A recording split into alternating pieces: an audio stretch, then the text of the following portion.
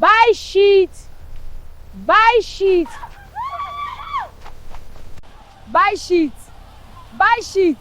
It's sweet oh. People didn't run because of the smell. They ran because of what the smell protected. Every morning, an old woman entered the market carrying something no one should ever sell. Flies followed her like soldiers. Traders abandoned their goods. Mothers dragged children away without explanation. But here's the part that still makes people lower their voices. Stay with this story. Because when the truth finally came out, the market realized the real horror was not what was on the tray. It was why it worked. Every morning before the sun fully climbed the sky, the market breathed itself awake. Mats unfolded.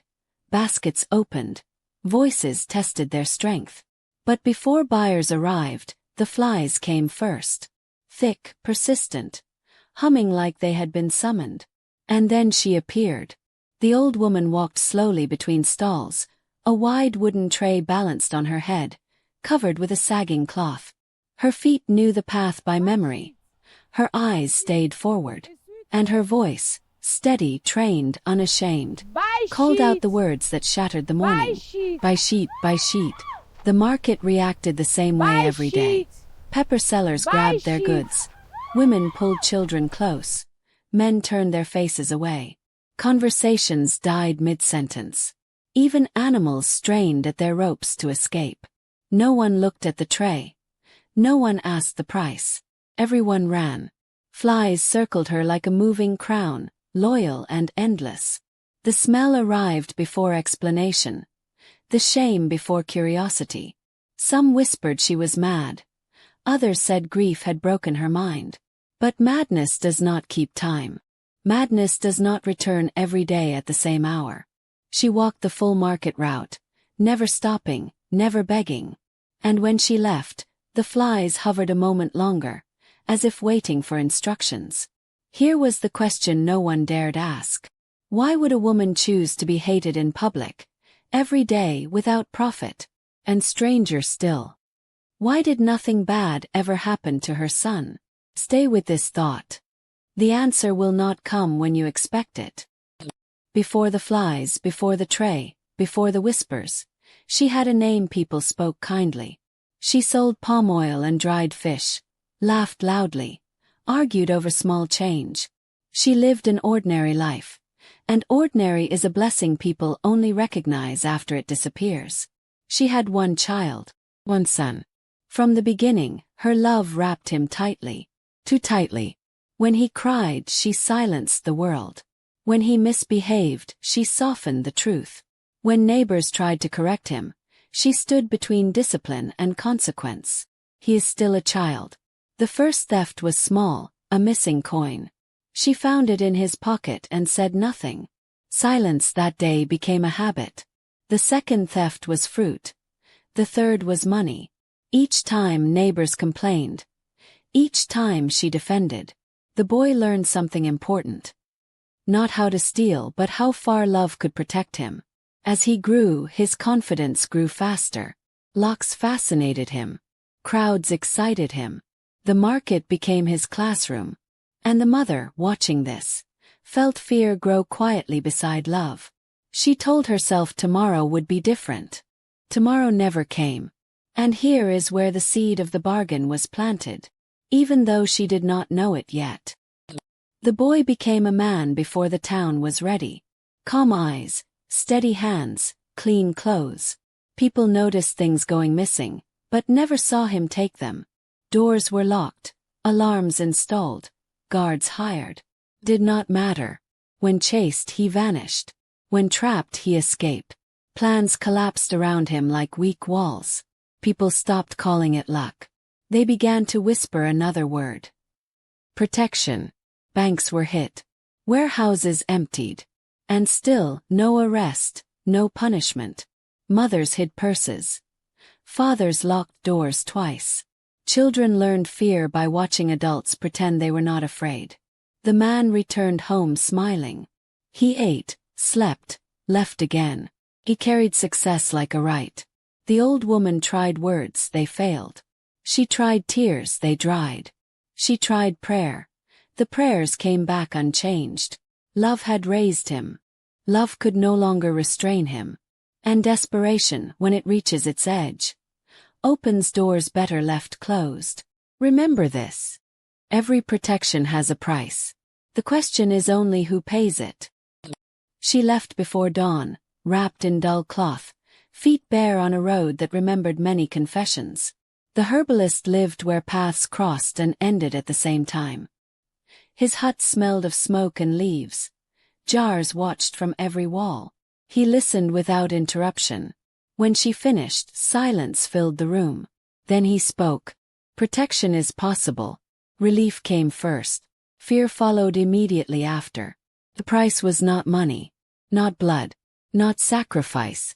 It was shame, public, daily, unending. You will sell what no one wants, he said. And as long as no one accepts it, no hand will accept your son. One rule, one condition. If even one person bought, the protection would collapse. For how long? She asked. As long as you wish him free. She left with instructions heavier than any load. The sky looked normal. Her life would never be again. The first day broke the market. When the cloth lifted and the smell announced itself, disbelief rippled outward. Laughter came first, then died. Children screamed. Traders cursed. The old woman lifted her chin and spoke the words that would define her life. By sheet, no one bought. No one could. That night, her son returned untouched. News arrived before morning. Another impossible escape. The bargain had worked. Days became weeks. Shame hardened into routine. The market learned her timing. Fear guarded the rule better than any law. The son flourished. The mother shrank. Protection had been paid for. And it demanded renewal. After the first weeks, the market stopped reacting loudly. Fear learned efficiency. Traders no longer shouted. They simply moved. Children no longer screamed. They were pulled aside before the words even left the old woman's mouth. The flies, however, never learned restraint. They came thick and faithful, arriving before her shadow touched the ground, circling as if they understood their role in the bargain. Routine hardened everything. The old woman woke before dawn, washed herself, tied her wrapper, lifted the tray, and stepped into the road. No prayers now. Prayer had become walking. The market learned her exact hour. Sellers adjusted their displays. Buyers delayed arrivals. Shame carved a corridor through commerce. At night, she scrubbed the tray until her fingers split. Pain kept her awake. Memory kept her quieter. She remembered the first time she almost turned back. Almost is the most dangerous word in a bargain. And every night, as if answering her endurance, her son returned untouched. New stories followed him like dust. Bolder thefts. Tighter escapes.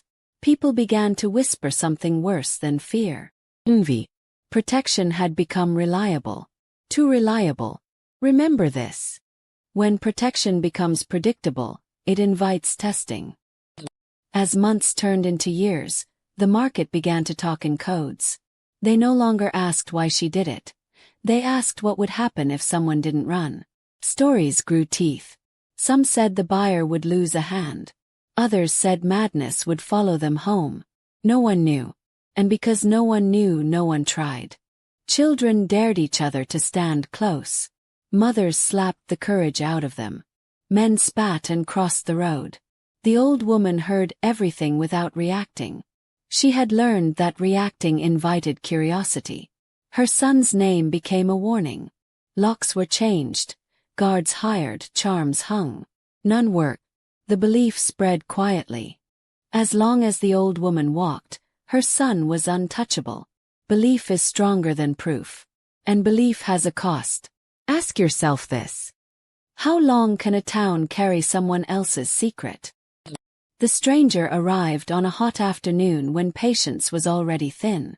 He laughed where others fled. He followed where others scattered.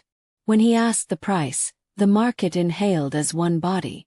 Coins jingled in his hand, real, tempting, dangerous. The old woman felt the rules stretch like old cloth. She covered the tray and walked faster. Someone grabbed the stranger's arm and whispered urgently, "Do not test what feeds on silence." The stranger cursed and left. That night the son came home late. Scratched, breathing hard, eyes alert. For the first time, protection had not been smooth. The message was clear. The bargain was still alive. But it was watching. Age bent the old woman's spine. Years thinned her voice. The tray grew heavier, not in weight but in meaning. Each walk felt longer than the last. She began to ask a question she had avoided. How long is long enough? Her son meanwhile grew careless. Success dulls caution. He stayed out longer, took bigger risks. Protection had taught him that consequences were optional. The old woman saw the imbalance and felt fear sharpen again. Protection was no longer only saving him. It was shaping him. And what protection shapes? It may eventually destroy. It began quietly. A question asked without mockery. Why? The old woman stopped walking. Years of silence cracked open. She spoke, not dramatically, not proudly but honestly. Child. The stolen coins. The herbalist. The rule. The listeners did not interrupt. Knowledge settled like dust. By evening the market knew. Secrets do not survive daylight. After the truth spread, the market still ran. No one bought. Fear remained. But something new joined it. Understanding. People watched her differently. Not only with disgust but with shared burden. Understanding does not erase shame. It multiplies responsibility. The rule held. But the silence felt heavier than before. The son heard last. He laughed then stopped. Protection explained too much. For the first time he saw his mother clearly. Bent, exposed, carrying his freedom in public. That night he left without a word. Protection without distance suffocates. He made mistakes. Chases grew closer. Escapes became narrow. The old woman walked faster. One afternoon, a man stepped forward and did not flinch. Coins jingled. The market screamed. The old woman shouted for the first time in years. Do not. Fear saved the rule again. But protection shook. That night the old woman understood. Protection could not be forever. Love must learn how to end. The next morning she stayed home. The flies waited. Without renewal, the world corrected itself. The sun was caught, not dramatically, simply, finally. Justice does not hurry. Arrives. The market still tells the story. Some say shame saved a son. Others say it destroyed a mother. Both are true. The route still exists. The flies still gather. And the question remains quiet, dangerous, unanswered. What would you sell to keep the one you love free? Thanks for watching. Subscribe so you wouldn't miss another interesting story from US. Share to someone who loves stories.